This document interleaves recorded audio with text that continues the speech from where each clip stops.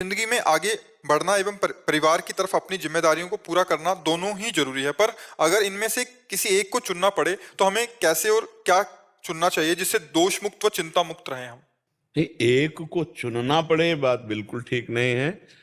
हम जैसे दो पैरों से ही यात्रा कर सकते हैं, दो नेत्र से ही हम स्वस्थता पूर्वक देख सकते हैं, ऐसे हम दोनों बात से अपना स्वार्थ और परमार्थ बना सकते हैं।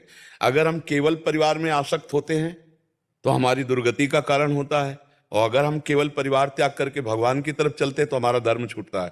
परम धर्म है भगवान का भजन, लेकिन ये धर्म है आप किसी की पत्नी हैं, आप किसी के पति हैं, आप किसी के पिता हैं, आप किसी के पुत्र हैं, आपके विविध प्रकार के धर्म हैं और इनका पालन करना भगवान की रुचि है।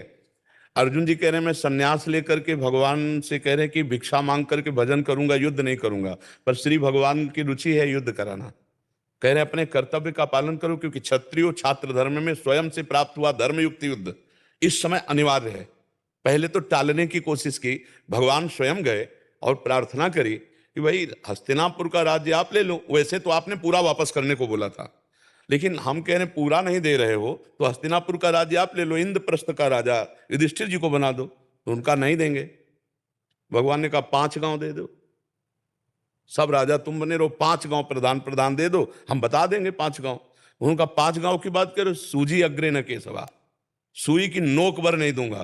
तो भगवान ने कहा भी जबरदस्ती छीन लेंगे हम, तभी तो युद्ध प्रारंभ हुआ। वो जो अगर दे देते तो युद्ध की जरूरत क्या। भगवान की भी प्रार्थना उन्होंने जब नहीं सुनी तो धर्मयुक्त युद्ध है तो भगवान ने कहा धर्मयुक्त युद्ध करना श्रेष्ठ है, संन्यास लेना नहीं।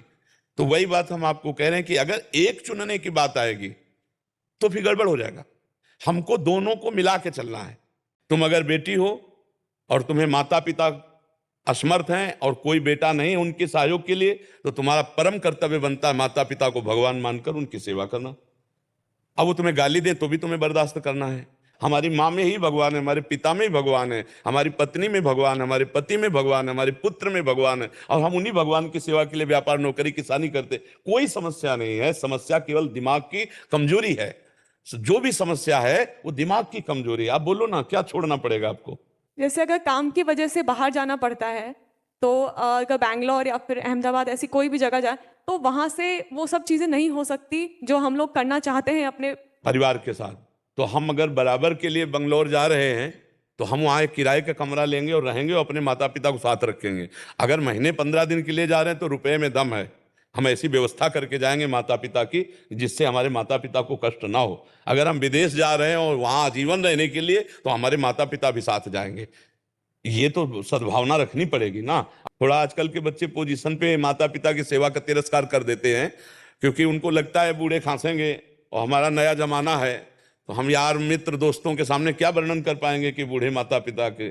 तो आजकल कुछ ऐसी नई सोसाइटी है, नए बच्चे हैं, उनको लगता है बूढ़े वालों को कहाँ खांसते हुए हम लिए घूम लेंगे। तो हमें लगता है अगर ऐसी सोच हमारी ना हो तो जहाँ हम जिएंगे वहीं हमारे माता पिता जिएंगे, क्या फर्क पड़ता है। महाराज जी अगर जहाँ वो रहे हैं माता पिता उन्होंने भी बनाया है अपना सब कुछ, तो वो उस आशियाने को नहीं तोड़ना चाहते और वहां से नहीं निकलना चाहते हैं। जी, तो तो उनकी व्यवस्था अगर वो चलने फिरने लायक है तो उनकी अर्थ से व्यवस्था कर दी जाए और कमाइए। और जब चलने फिरने लायक ना हो तो अर्थ की प्रधानता न रख करके माता पिता की सेवा की प्रधानता रख के हम बंगलोर न जाकर जहां माता पिता वहीं देखते हैं। जरूरी है कि अमेरिका में पैसा मिलेगा, जरूरी है बंगलोर में ही मिलेगा, अरे कम मिलेगा लेकिन हमारे माता पिता की सेवा बनेगी तो आसपास नौकरी देख लेते हैं।